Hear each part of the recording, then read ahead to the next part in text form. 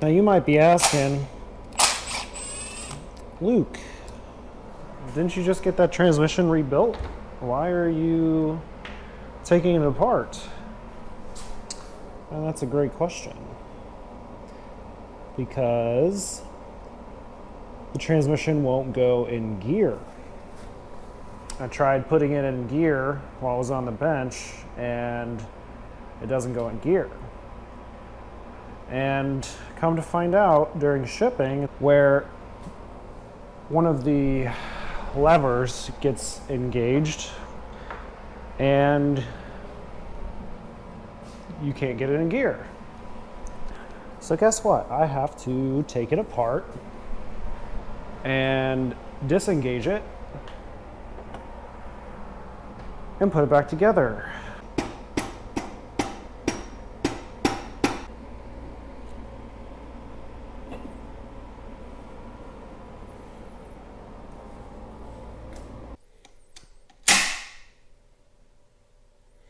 Okay, so now they're all three at the same height and I can move this rod between them all fairly easy. I gotta hold it at like the right.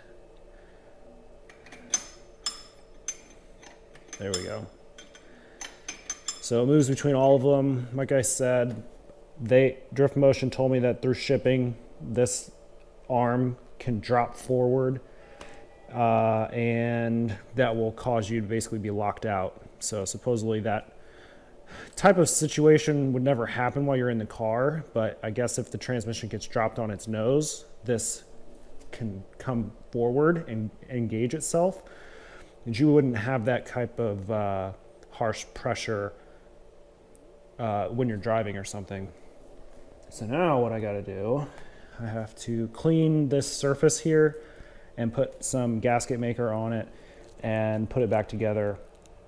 But not too bad to fix this, but I was so concerned when I couldn't get it in gear. I was just kind of upset, but I gave them a call. Trying to get a hold of Drift Motion is another thing. But when I did get a hold of them, they told me about this issue, and it seems like that's gonna fix it. They do have a YouTube video out there on how to fix it, so.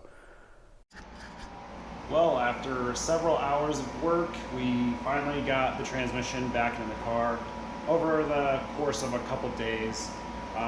Overall, it didn't go too bad. I would say the hardest part, or what took me the longest, was just getting that bracket in and the transmission aligned in the center of the trans tunnel, because I actually got out a laser level to try and make the trans, the drive shaft, and the diff all as straight as possible. So that took quite a bit of fine adjusting, but you also saw where I repainted that, so that looks, you know, factory. Just kidding, but it looks a lot better and not too noticeable now. I will say we bled the clutch too. The clutch pedal is so different than the last one. The last one was very tough all the way down. From the top of the stroke down to the bottom, it was very tough all the way. But this one, there's like so much play before it starts getting a little bit tough. And even then, I can still move it with my hand and it'll go all the way down. The last one, I do not think I could do that. So again, I didn't make any master cylinder changes or slave cylinder changes. It's all just pressure plate changes. So yeah, that is pretty good. I measured the throw on the master cylinder. Everything's good and within spec. And now we just gotta basically test drive it. I think I have a couple more things to do. One of them being is to put the exhaust on the car. And we'll be ready for a test drive. I gotta look over everything. I put the intercooler piping back on because I had to take that off, tilt the motor back to allow me to pull the trans off. So all that's back on. Everything is basically ready. And we'll be ready to take it for its first test drive.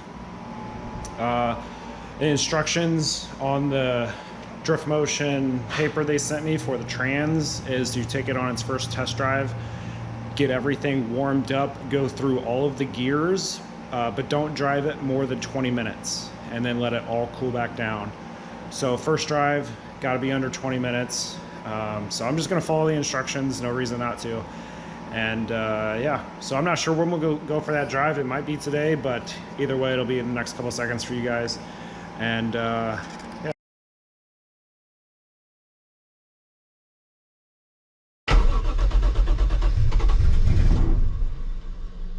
Come on, girl.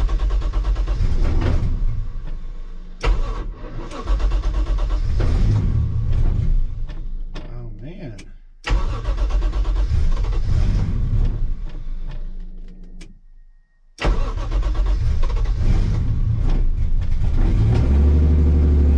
He ain't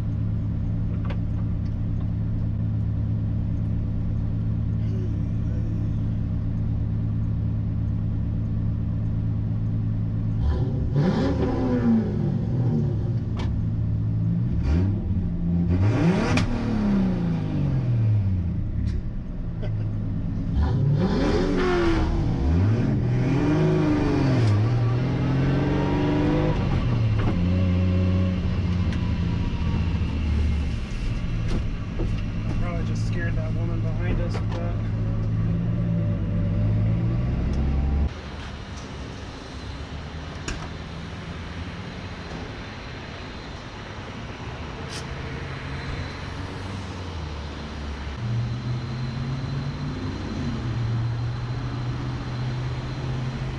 So if you remember, the reason I pulled the trans and went through it and had to send it back to get rebuilt is because I heard a noise whenever you let out the clutch, and I thought that was the input shaft bearing, and I didn't want that to go bad and break the transmission, so that's why I sent it out.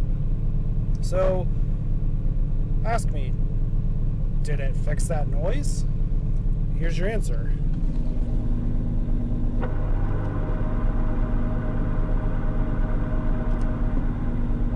Clutch in. Clutch out. Clutch in. So, no, it did not fix that noise. I guess, and it's hard to believe, just by making the transmission solid mounted and the motor solid mounted, you hear vibrations that you may not have otherwise heard. And I know you kind of want to run mounts, rubber mounts, for that reason, to keep vibrations down, but you know what, sometimes you just got to run solid mounts, and that's what I'm doing. So was it a waste of time and money? I'm kind of disappointed that wasn't actually a problem, and I may have wasted my time. However, I did upgrade the clutch at the same time, and that was a 100% upgrade and improvement. The old clutch was cheap, and it was so terrible to drive. It was either on and off. There was no slipping it. So it was just terrible at stoplights, traffic, anything. It was just terrible. And upgrading to the, I think it was spec clutch, there is a little bit of slipping you can do. So much more smooth to drive it and enjoy it. So yeah, that is kind of the review on the whole transmission debacle. The transmission was fine.